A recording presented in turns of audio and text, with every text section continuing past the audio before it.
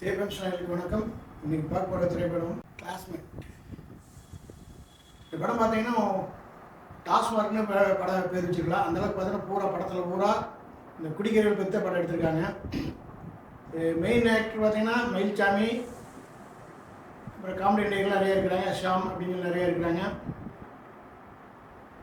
இந்த படம் முழுக்க பார்த்தீங்கன்னா குடிச்சா குடும்பம் என்னாகு அப்படிங்கிற ஒரு கதையை வச்சு கொண்டு வந்திருக்காங்க. குடியார திருத்தருக்குன்னு உண்டான படம்னா வச்சுக்கலாம். படத்தில் பார்த்தீங்கன்னா எல்லாம் ஜாலியாக ஈவினிங்கான ட்ரிங்க்ஸ் போட்டு நம்ம சந்தோஷமாக இருக்காங்க. நைட் பார்த்தீங்கன்னா எந்திரிச்சு பாத்ரூம் போகிற கூட பார்த்தீங்கன்னா அந்த பீரோ இந்த சாமி பூஜை ரூம்ல எல்லாம் ஈவினிங் போகிற மாதிரியா அந்த குடியாரை வந்து சித்தரிச்சிருக்காங்க. இந்த அளவுக்கெல்லாம் சித்தரிக்கிறது இல்லை, அந்த குடியாரம் அந்தளவுக்கு நம்ம மோசங்கள் இல்லை, அப்படி சித்தரிச்சிருக்காங்க. இந்த படத்தில் மெயின் இந்த குடிகாரனால குடும்பம் என்ன ஆகுது, அந்த குடும்பத்திலேருந்து பெண்கள் என்ன ஆகிறாங்க அப்படிங்கிற மேட்டரை வெளியே பண்ணியிருக்கேன். அதுவும் இல்லாமல் குடிக்கிறனால கல்யாணம் நிற்கிற விஷயம் மாதிரி பார்த்தீங்கன்னா இவங்கெல்லாம் குடிச்சிட்டு இருப்பாங்க. அந்த மயில்சாமி, சியாம், அப்புறம் மற்ற காமெடியெல்லாம் குடிச்சிட்டு இருப்பாங்க. ஒருத்தர் அந்த சியாமத்தை வந்து மேரேஜ், அடுத்த நாள் மேரேஜ். இன்றைக்கி பார்த்தீங்கன்னா அவர் தான் பார்ட்டி வச்சுருப்பார். அவர் குடிக்குமானே குடி சொல்லி குடிக்க வச்சு அந்த தெருவில் டான்ஸ் ஆடுறத பார்த்து அந்த கல்யாணம் நின்று போயிடும். அந்த கல்யாணம் நின்று போகிறது வந்து அது பஞ்சாயத்து பேசுகிற மயில்சாமி இவங்கெல்லாம் போவாங்க.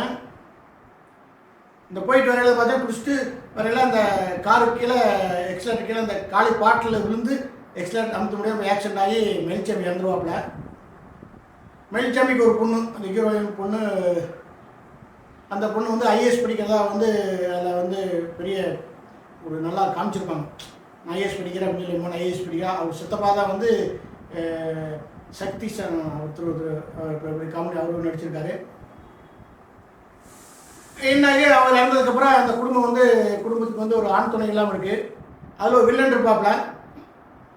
இந்த மயில்சாமியுடைய ஒய்ஃப் வந்து தனியாக ஸ்கூட்டியில் வரதை பார்த்து பேசிக்காங்க, இது சாவி இல்லாத போட்டு நம்ம சாவி போட்டுக்கலாம் அப்படின்னு பேசிக்காங்க. அந்த டைம் பார்த்தீங்கன்னா இவங்க ஆக்ஷன் பண்ண அந்த ஹீரோ வந்து ஜெயிலில் வந்து ஒரு வருஷம் போட்டுவாங்க. அந்த ஹீரோயின் என்னென்ன பண்ணுறாப்புல வந்து ஒருத்தர் வந்து குடிச்சிட்டு பீரோவில் யூரின் போவார். இந்த ஹீரோயின் பார்த்தீங்கன்னா குடிச்சு போட்டு ஒய்ஃப் மேலே ஒரு பாட்டில் எடுத்து பீர் பாட்டில் எடுத்து அடிச்சிருவாப்புல. அது மாதிரி நிறையா விஷயங்கள்லாம் கொண்டு போவாங்க. அப்புறம் அவர் வந்து ஜெயில் வெளியே பார்த்தீங்கன்னா ஹீரோவோட ஒய்ஃப் வந்து மோசமாக இருப்பாங்க. இந்த ஹீரோட அப்பா வந்து நீ உன்னை நம்பி பொண்ணை விட முடியாது அப்படின்னு கூட்டிகிட்டு போயிடுவார். அப்போ இவர் வந்து நம்ம சோகமாக ஆக்ஷன் பாட்டு கூத்தெல்லாம் பாட்டெல்லாம் ஒரு நல்லா இருக்குது. போயிட்டு அவங்க அந்த ஜெயிலேருந்து வெளியில் வந்து பேசிட்டு அவங்க ட்ரிங்க்ஸ் அடிச்சுட்டு ரோட்டில் வந்துருக்கலாங்கன்னா இந்த மயில்சாமியோட ஒய்ஃபினுடைய ஸ்கூட்டி வந்து ஒருத்தனுடைய அந்த ஊரில் வந்து வில்லனாக இருப்பா, அதாவது லேடிஸ்லாம் மோசமாக அவர் வீட்டு பங்களாக்கு முன்னாடி இந்த ஸ்கூட்டி நிற்கிது. என்னடா அது இந்த ஸ்கூட்டி இங்கே நிற்கிது சொல்லி உள்ள போய் அவனுக்கு சண்டை போட்டு உள்ளே பார்த்தா ஒரு லேடிஸ் கும்பலே நிறையா இருக்குது. அதெல்லாம் மீறி உள்ள வகையில் அந்த வில்லன் இடத்துக்கு போயிடுவாங்க. போய் கேட்கல இங்கே எதுக்கு கீழே பேசிக்கிட்டு பார்த்தீங்கன்னா அந்த பைக்கு நீங்கள் திருடிட்டு வந்தீங்கன்னு சொல்லி சொல்லுவாங்க ஸ்கூட்டியை. அப்படி சொல்லிட்டு பார்த்தீங்கன்னா அந்த மயில்சாமியோட ஒய்ஃபு தான் வந்து அந்த இடத்துல ப்ராஸ்டியூஷன், அந்த இடத்துல வந்து அவங்கள்ட்ட போயிருப்பாங்கன்னு நினைப்பேன். நம்ம நினச்சிருப்பாங்க. அப்போ தான் அந்த மயில்சாமியோட ஐஏஎஸ் படிக்கணும்னு சொல்லி பொண்ணு பார்த்தீங்கன்னா அந்த பொண்ணு அங்கே இருக்குது. அந்த பொண்ணுக்கு 17 வயசு தான் இருக்குது. அந்த பொண்ணு பாத்ரூம்காக நீக்கிட்டு வரு. அதை வந்து அந்த இடத்துல எப்படி எடுத்தாங்க, அதில் ஒரு உணர்வுபூர்வம் எடுக்கல. ரொம்ப ப்ராப்ளமான ஒரு 10 வருஷம் ப்ராஸ்டியூஸ் பண்ண பொண்ணு மாதிரியா அந்த சின்ன குழந்தைய வந்து சித்தரிச்சிருக்காங்க. அதுதான் மிகப்பெரிய தப்பான விஷயம். நான் அந்த 18 வயசு பொண்ணு அப்படி சித்தப்பா மாமா பாக்கில் வந்து ஆக்ஷன் என்ன ஆகணும், அது ரொம்ப ஃப்ரீயாக என்னுடைய கஸ்டமரை நீங்கள் இது பண்ணாதீங்க, எனக்கு பணம் கொடுக்குற கஸ்டமர் தான் அப்படின்னு சொல்லி அது ஒரு ரொம்ப ஃப்ரீயாக பேசுது. அதாவது ஒரு 10 வருஷம் 5 வருஷம் ப்ராஸ்டியூஸ் பண்ண மாதிரி அந்த பொண்ணு பேசுகிற மாதிரி எடுத்துருக்காங்க. அந்த விஷயத்தில் மிகப்பெரிய தப்பு பண்ணியிருக்காங்க. எல்லாம் சரி, இது என்ன காமிச்சிருக்காங்க அப்படின்னா, ஏன் நீ விளையாட, ஆமாம் எங்கள் அப்பா குடிச்சிட்டு இருந்தாரு, நீங்களாம் குடிச்சிருக்கீங்க, வீட்டுக்கு வருமானம் இல்லை, அப்போ நாங்கள் என்ன பண்ணுவோம் அப்படின்னு அந்த பொண்ணு சொல்லுது.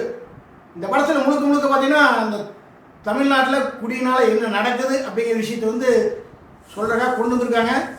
ஏன்னா இந்த தமிழ்நாட்டில் பெண்கள் வந்து ப்ராஸ்டியூஸ் பண்ணி தான் தமிழ்நாட்டினுடைய அரசாங்கமாக நடக்கிற மாதிரி விஷயம் கொண்டு வந்திருக்காங்க. இந்த படத்தை வந்து கண்டிப்பாக கனிமொழி, உதயநிதி ஸ்டாலின் மற்ற அமைச்சர்லாம் பார்க்கணும். ஏன் மொத்தத்தில் இதில் இருக்கிற பொலிட்டிக்கல் இருக்கிற அத்தனை பேரும் கட்சி எல்லோரும் பார்க்கணும். இந்த டாஸ்மாகில் என்ன வருது குடியினால, ஏன்னா இருக்க பெருகிட்டு இருக்கு அப்படிங்கிற விஷயத்தை கொண்டு வந்திருக்காங்க. இவங்க சொல்கிறாங்க நாங்கள் வந்து அப்படி இப்படி என்ன சொல்கிறாங்க, நான் வந்து தமிழ்நாட்டை அப்படி காப்பாற்றுன்னு சொல்கிறாங்க. ஸ்டாலின்கிட்ட வர்றாரு, விடியல் தர்றாரு அப்படின்னு எல்லாம் நிறையா சொல்லியிருக்காங்க. ஆனால் இந்த படத்தில் பார்த்தீங்கன்னா இந்த குடியினால், இந்த தமிழக அரசு இந்த டாஸ்மாக் கொண்டு வந்ததுனால ஒவ்வொரு குடியார குடும்பம் வந்து விபச்சார குடும்பங்கிற மாதிரியாக கொண்டு போயிருக்காங்க. ஏன்னா அவன் குடிச்சிட்டு நைட்டான குடிச்சிட்டு போய் படுத்துக்கிறான், வர வருமானத்து செலவு பண்ணி போடுறான். இப்போ குடும்பம் எப்படி இப்போ நடத்துவாங்க அப்படிங்கிறது பார்த்தீங்கன்னா, இந்த குடும்ப பெண் வந்து ஒரு ஊரில் ஒரு பெரிய ஒரு வசதியானவங்கிட்ட போய் அவங்க தப்பான விஷயத்தில் வைத்து அந்த பணத்தை வாங்கிட்டு குடும்பம் நடத்துகிற மாதிரி கொண்டு போயிருக்காங்க.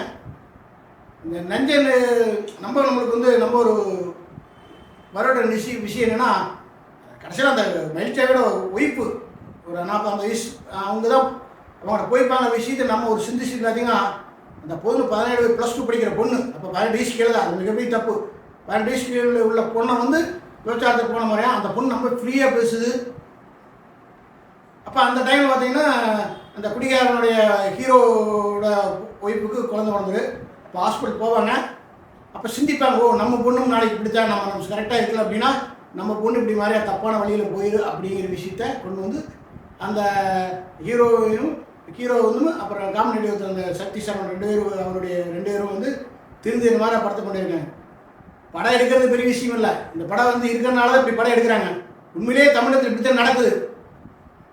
இவங்க தமிழக அரசாங்கங்களும் வர ஒரு மத்திய இந்த அரசியல்வாதிகள் பார்த்தீங்கன்னா அவங்க தான் வந்து பெருசாக வளர்த்திக்கு பார்த்துக்கிறாங்க. வந்து அவங்க குடும்பம் நல்லா இருக்கணும், அவங்களுடைய சொந்த வந்தங்களாக எல்லாம் அவங்களுடைய வசதியை பிரிக்கிறாங்க. வந்து தமிழர்களில் சாதாரண ஒரு குடிமகன் வந்து ஒரு சாதாரண பிரஜை வந்து நல்லா இருக்கும்னு நினைக்கிறது இல்லை. இந்த குடியினால் எவ்வளோ பிரச்சனைகள் அப்படிங்கிறது வந்து உண்மையிலேயே நம்மளுக்கு சிந்திக்க வைக்குது. இது ஸ்டாலின், உதயநிதி ஸ்டாலின், மற்ற அரசியல்வாதிகளாக பார்த்து வருங்காலத்தில் அது வர சந்ததி வரவுடைய வாடகை பசங்களை எல்லாம் திருத்திருக்காங்க. கொஞ்சமாக இந்த டாஸ்மார்க்கிற விஷயத்தை, குடிக்கிற விஷயத்தை வந்து கட்டுப்படுத்தணுங்கிறத மிகப்பெரிய தாழ்மையான வேண்டுகோள். இந்த படத்தை போய் தேட்டரில் பாருங்கள், தேட்டரில் பார்த்து உங்கள் கருத்து சொல்லுங்கள். உண்மையிலேயே இந்த இப்போ நடக்கிற இந்த குடியார நாட்டுக்கு இந்த தமிழ்நாட்டில் டாஸ்மார்க்னால் என்ன நடக்குது மிகப்பெரிய நல்லா சொல்லியிருக்கேன். நீங்கள் தேட்டரில் பார்த்து இதை நீங்கள் வந்து இதை சிந்திக்கணும். இது மேலே என்னால் சொல்ல முடியல. நீங்கள் திரையரங்கில் பாருங்கள். நன்றி, வணக்கம்.